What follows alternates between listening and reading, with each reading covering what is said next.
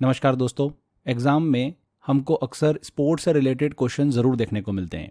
तो स्पोर्ट्स से बेसिकली अगर हम देखें तो 5 ऐसे सेक्शन हैं, 5 टॉपिक बोल सकते हैं उनको, जहां से अधिकतर क्वेश्चन हमको देखने को मिलते हैं। तो स्पोर्ट्स वाले सेक्शन से हम क्या क्या कवर करने वाले हैं, हमारा क्या इंडेक्स होने वाला है, पहले हम वो डिस्कस करते हैं। तो बेसिकली 5 टॉपिक हम कवर करेंगे इस पार्ट के अंदर।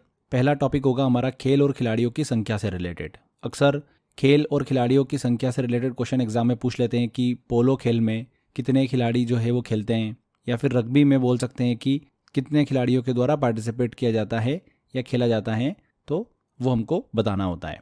तो पहला टॉपिक हो गया हमारा खेल और खिलाड़ियों की संख्या। मैं आपको पूरा ट्रिक से याद कराऊंगा, बस आपको वीडियो देखना है, एंजॉय करना है। आपको सारे स्पोर्ट्स के नंबर ऑफ प्लेयर जो होंगे वो इजीली याद हो जाएंगे। सेकंड टॉपिक हमारा होने वाला है जितने भी अलग अलग देश हैं उनके राष्ट्रीय खेल क्या है, national games of various countries. अलग अलग कंट्रीज के नेशनल गेम को हम डिस्कस करेंगे एंड इसको भी मैं आपको ट्रिक के माध्यम से ही याद कराऊंगा। तो ये भी आपको वीडियो बढ़िया एंजॉय करना है और सारा आपको याद हो जाएगा।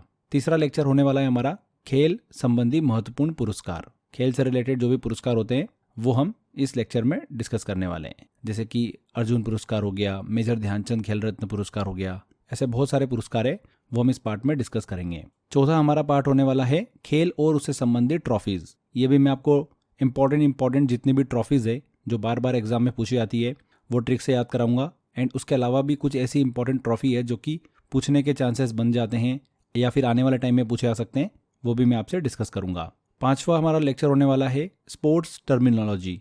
यहाँ पर उस पर्टिकुलर स्पोर्ट्स से रिलेटेड बेसिक इन्फॉर्मेशन भी हम कवर करेंगे एंड शब्दावली को भी डिस्कस करेंगे। जैसे कि स्पोर्ट्स में कई सारी शब्दावली होती है अलग अलग गेम्स के अंदर। जैसे कि क्रिकेट में बात करें तो थर्ड मैन होता है, बैडमिंटन में स्मैश होता है, गोल्फ की बात करें तो ईगल या फिर बर्डी। तो ऐसे कई सारी शब्दावली है जो एग्जाम में पूछी जाती है। एक क्वेश्चन तो यहाँ से बनता ही बनता है, तो वो भी हम कवर करेंगे अच्छे से। तो 5 वीडियो के अंदर हम पूरा ये सिलेबस कंप्लीट करने वाले हैं, ठीक है। तो आज का जो हमारा लेक्चर होने वाला है वो होने वाला है खेल और खिलाड़ियों की संख्या से related, games and number of players. तो दोस्तों 15 गेम ऐसे हैं जिनसे खिलाड़ियों की संख्या जो है वो एग्जाम में पूछी जाती है। अब ये 15 खेल मैं आपको स्टेप बाय स्टेप करके सारे बताऊंगा। सबसे पहले हम बात करते हैं बेसबॉल की। बेसबॉल खेल में कितने खिलाड़ी जो है वो पार्टिसिपेट करते हैं, कितने खेलते हैं, तो इसको बहुत सिंपल तरीके से हम याद रख सकते हैं। देखिए, आपने बेसबॉल का जो बैट होगा वो देखा होगा और इसमें जो बॉल यूज होती है वो आपने देखी होगी। तो यहाँ पर हमने बॉल रखी एंड बैट रखा, तो आपको यहाँ पर समझ में आ रहा होगा जब भी बॉल बैट को हिट करती है वो सिचुएशन को आप इमेजिन करो और वहीं पर उस सिचुएशन को पॉज कर दो। तो यहाँ पर आपको दिख रहा है कि बैट से बॉल टकरा रही है। तो यहाँ पर आपको दिख रहा होगा, ध्यान से देखो कि कोई एक संख्या बन रही है ना, 9 जैसा हमको यहाँ पर दिख रहा है। ऊपर में गोला दिख रहा है और नीचे में हमको डंडा दिख रहा है, तो लगभग 9 जैसा आकृति हमको यहाँ पर समझ में आ रही है। तो बेसबॉल में कितने खिलाड़ी होते हैं? 9 खिलाड़ी होते हैं। कितनी आसानी से याद हो गया। अगला खेल आता है हमारा रग्बी।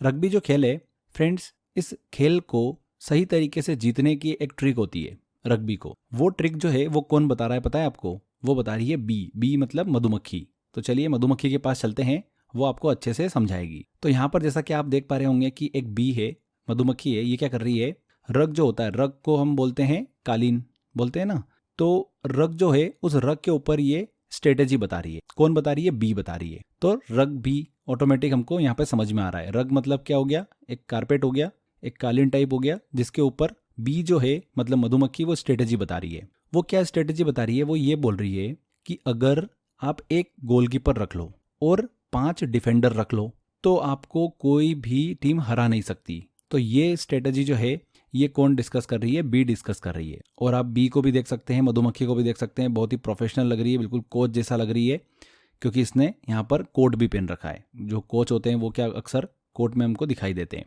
तो कोट भी पहन रखा है बी ने।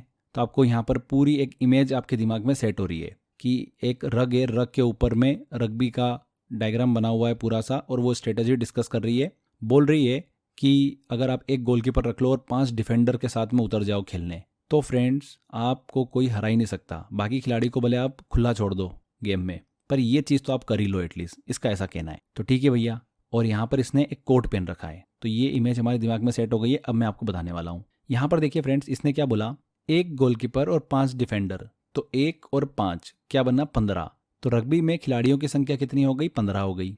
ओके, सेकेंड चीज, आपको यहाँ पर बी जो दिख रही है, इसने क्या पहन रखा है, कोट पहन रखा है। तो कोट से हमको ये समझ में आता है कि ये खेल जो है वो किस कंट्री का राष्ट्रीय खेल है। ये हम आगे भी डिस्कस करेंगे, बट चूंकि यहाँ पर रग्बी की बात हो रही है तो हम इसको भी डिस्कस कर ही लेते हैं। तो कोट वर्ड आपको ढूंढना है उस कंट्री के नाम में, जिसमें भी आपको कोट वर्ड मिल जाए उस कंट्री का राष्ट्रीय खेल, नेशनल गेम क्या होगा, रग्बी होगा। तो जैसे कि स्कॉटलैंड, कोट वर्ड आ रहा है स्कॉटलैंड में, तो स्कॉटलैंड का राष्ट्रीय खेल क्या है, नेशनल गेम क्या है, रग्बी है। तो यहाँ पर ये चीज़ हमको क्लियर हो गई। और पूरी सिचुएशन ध्यान से देखोगे तो रग के ऊपर एक बी जो है वो स्ट्रेटेजी डिस्कस कर रही है रग्बी की, तो ऑटोमेटिक रग बी यहाँ पर ये तो क्लियर हो ही रहा हमको। तो बस इतनी आसानी से हमको याद हो गया कि रग्बी में कितने खिलाड़ी होते हैं, 15 खिलाड़ी होते हैं। और रग्बी जो है ये किस देश का राष्ट्रीय खेल है, ये भी हमने देखा कि बी ने कोट पहन रखा था, तो कोट से बन जाएगा हमारा स्कॉटलैंड। तो आपके दिमाग में पूरी पिक्चर मैंने सेट कर दी है। अब आपको बार बार रिवीजन करने की भी ज़रूरत नहीं है, एग्जाम में क्वेश्चन आएगा 101% आप बिल्कुल सही करके आओगे। तो यहाँ पर ये भी हमारा स्पोर्ट कंप्लीट होता है। आगे बढ़ते हैं, एक स्टोरी मैं आपसे डिस्कस करता हूँ। एक ये लड़की है, ये क्या करती है, स्पोर्ट्स के सामान बेचती है। अब स्पोर्ट्स के सामानों में भी स्पेशली ये बास्केटबॉल बेचती है। तो इस लड़की का नाम मैं आपको बता देता हूँ। इस लड़की का नाम है P4। क्या नाम है इसका, P4 नाम है इसका। तो इसकी बास्केटबॉल की दुकान है। अब बास्केटबॉल इसकी बिकी नहीं रही है, परेशान हो गई, तो इसने क्या करा, जिम खोल ली। तो लोगों ने क्या बातें करी कि P4 बास्केटबॉल वाली ने जिम खोली, P4 बास्केटबॉल वाली ने जिम खोली। ये आपस में लोग बात कर रहे हैं। तो ठीक है भैया, हम ये लिख लेते हैं, P4 बास्केटबॉल वाली ने जिम खोली। बहुत ही छोटी सी लाइन है एंड हम इसको स्पोर्ट्स से रिलेट भी कर पा रहे हैं क्योंकि ये स्टोरी भी हमारी उसी से रिलेटेड है। तो P4 से फ्रेंड्स हमारा बन जाएगा पोलो 4, मतलब पोलो खेल में 4 खिलाड़ी होते हैं। अब इसके बाद में जो जो भी वर्ड आते जा रहे हैं, आप यहाँ पर क्या करना, नंबर को आगे बढ़ाते चलना। P4 में P से बना पोलो, और 4 तो हमको बता रहा है कि पोलो में 4 खिलाड़ी होते हैं। इसके बाद हमारा वर्ड क्या है अगला, बास्केटबॉल। तो बास्केटबॉल में कितने खिलाड़ी होंगे, 5 खिलाड़ी होंगे। 4 के बाद में 5 आएगा, तो बास्केटबॉल अगला वर्ड है, तो यहाँ पर 5 खिलाड़ी होते हैं बास्केटबॉल में। नेक्स्ट वर्ड आ रहा है हमारा वाली। तो वॉलीबॉल, हमको यहाँ पर वर्ड जो है साउंड मिल रहा है, तो वॉलीबॉल में कितने खिलाड़ी होंगे, 6 खिलाड़ी होंगे। हमको नंबर को आगे बढ़ाते चलना है। यहाँ पर अगला शब्द है ने से बनेगा नेट बॉल। नेट बॉल में कितने खिलाड़ी होंगे, 7 खिलाड़ी होंगे। बहुत इंपॉर्टेंट है, एग्जाम में बार बार पूछते हैं, नेट बॉल में कितने खिलाड़ी खेलते हैं, कितने खिलाड़ी खेलते हैं, 7 खिलाड़ी। इसके बाद में अगला शब्द क्या आ रहा है हमारे पास में, जिम। जिम से बनेगा जिम्नास्टिक। यहाँ पर टीम इवेंट की बात हो रही है, तो कितने खिलाड़ी पार्टिसिपेट करते हैं, 8 खिलाड़ी पार्टिसिपेट करते हैं इसमें। एंड लास्ट वर्ड है हमारे पास में खोली। तो ख से बनेगा हमारे पास में खो खो, और खो खो में कितने खिलाड़ी होते हैं, 9 खिलाड़ी होते हैं। तो कितनी आसानी से हमने देखिए P4 बास्केटबॉल वाली ने जिम खोली से सारे स्पोर्ट्स के जो खिलाड़ियों की संख्या है वो इजीली हमने याद कर ली है। बस आपके पास में कभी भी एग्जाम में देखिए इससे रिलेटेड क्वेश्चन आए, जस्ट आपको एक लाइन लिख लेना है फटाक से, P4 बास्केटबॉल वाली ने जिम खोली, तो आप इजीली देखिए अपना सही आंसर टिक कर पाओगे। चलिए आगे बढ़ते हैं, अगले स्पोर्ट्स की तरफ चलते हैं, जो कि हमारे पास में वाटर पोलो। वाटर पोलो की देखिए बहुत ही शानदार सी ट्रिक है। देखिए वाटर पोलो को हम शॉर्ट फॉर्म में क्या लिख सकते हैं, WP लिख सकते हैं। वाटर का W और पोलो का P लिख लिया हमने, राइट। अब पोलो में कितने खिलाड़ी खेलते हैं, तो अभी हमने डिस्कस भी किया P4। तो P4 से हमको क्लियर हो रहा है कि यहाँ पर 4 खिलाड़ी, तो P के नीचे हम क्या लिख लेंगे, 4 लिख लेंगे। अब जो W है, इस W को थोड़ा सा अगर हम एंटी क्लॉकवाइज घुमाते हैं तो ये किसके नंबर जैसा दिख रहा है, 3 नंबर जैसा दिख रहा है, तो हम 3 लिख लेंगे। अब 3 और 4 दोनों को जोड़ दो तो कितना बन गया, 7 बन गया। तो वाटर पोलो में कितने खिलाड़ी होते हैं, 7 खिलाड़ी होते हैं। इसको आप एक बार कॉपी में अच्छे से प्रैक्टिस कर लेंगे ना, तो कभी भी नहीं भूलेंगे। तो ये भी हमारा क्लियर हो गया कि वाटर पोलो में कितने खिलाड़ी खेलते हैं, 7 खिलाड़ी खेलते हैं। इसके बाद में हम हॉकी, क्रिकेट और फुटबॉल की बात करते हैं। तो इन तीनों खेलों में हमको पता ही है कि 11-11 खिलाड़ी होते हैं। तो इसको तो हमको कोई भी एकदम से कोई ट्रिक से याद करने की ज़रूरत नहीं है, ये तो हमको बेसिक क्लियर ही है।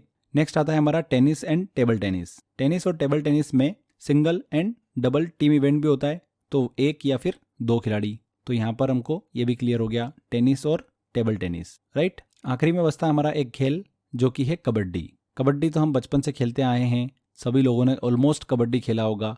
तो कबड्डी में हमेशा अपने टीम मेंबर की सपोर्ट की ज़रूरत पड़ती है, उनके साथ की ज़रूरत पड़ती है। क्योंकि अगर आप किसी का पैर पकड़ोगे, आपके पाले में कोई आया, तो ऑब्वियस सी बात है किसी का सपोर्ट की ज़रूरत लगेगी आपको। वो भी है, उसका हाथ पकड़ेगा, कोई कमर पकड़ेगा, तो उसको वो अपने पाले में रोक सकता है। तो सपोर्ट साथ बहुत ज़रूरी होता है कबड्डी में। तो 7 से बन जाएगा हमारा 7। तो कबड्डी में कितने खिलाड़ी होते हैं, 7 खिलाड़ी होते हैं। इस तरीके से हम इसको याद रख सकते हैं। तो सारे खेलों को हमने डिस्कस कर लिया और उनके खिलाड़ियों की संख्या को भी हमने ट्रिक से याद कराया। चलिए कुछ क्वेश्चंस लेते हैं, आपको आइडिया लगेगा कि एग्जाम में किस तरह के क्वेश्चन यहाँ से पूछे जाते हैं। देखिए पहला क्वेश्चन है, इनमें से किस खेल में 4 प्लेयर होते हैं। तो 4 खिलाड़ी किस में होते हैं, बेसबॉल में होते हैं क्या? नहीं, बेसबॉल में तो हमने ट्रिक से याद भी करा था कि बॉल बैट को हिट कर रही है, वो सिचुएशन आप इमेजिन करो तो 9 बन जाता है, बनता है ना। तो इसमें तो 9 खिलाड़ी होते हैं। इसके बाद में नेट बॉल की बात करेंगे तो नेट बॉल में भी 4 खिलाड़ी नहीं होते हैं। पोलो में होते हैं क्या? तो पी से पोलो और 4 मतलब पोलो में 4 खिलाड़ी होते हैं, बिल्कुल सही। तो सी वाला आंसर यहाँ पर हमारा बिल्कुल करेक्ट होगा। बास्केटबॉल में एक टीम में कितने प्लेयर्स होते हैं? बास्केटबॉल की बात हो रही है तो P4 बास्केटबॉल वाली ने जिम खोली, ये हमारी ट्रिक थी। तो P4 के बाद में क्या आया था? Word basketball. तो बास्केटबॉल में कितने खिलाड़ी होते हैं? 5। तो यहाँ पर बी आंसर बिल्कुल सही होगा।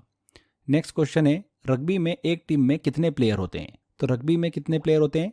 मैंने आपको ट्रिक से बताया था। रग्बी, देखिए रग और बी, रग के ऊपर एक बी मतलब मधुमक्खी ने स्ट्रेटेजी बनाई थी कि किस तरीके से रग्बी को जीता जा सकता है। तो रग्बी खेल को किस तरीके से जीता जा सकता है, उसने बताया था कि एक आपके पास में क्या होना चाहिए, गोलकीपर हो और 5 अच्छे डिफेंडर आपने रख लिए तो कोई भी आपकी टीम को नहीं हरा सकता। तो एक गोलकीपर और 5 डिफेंडर, तो बना 15। तो 15 खिलाड़ी होते हैं रग्बी में, सबसे ज़्यादा प्लेयर इसी खेल में होते हैं रग्बी में। बी आंसर यहाँ पर बिल्कुल सही होगा। और बी ने क्या पहना था? हमने देखिए उसकी इमेज देखी थी, इमेज आपके दिमाग में सेट भी हो गई होगी, उसने कोट पहन रखा था। तो रग्बी किस देश का राष्ट्रीय खेल है?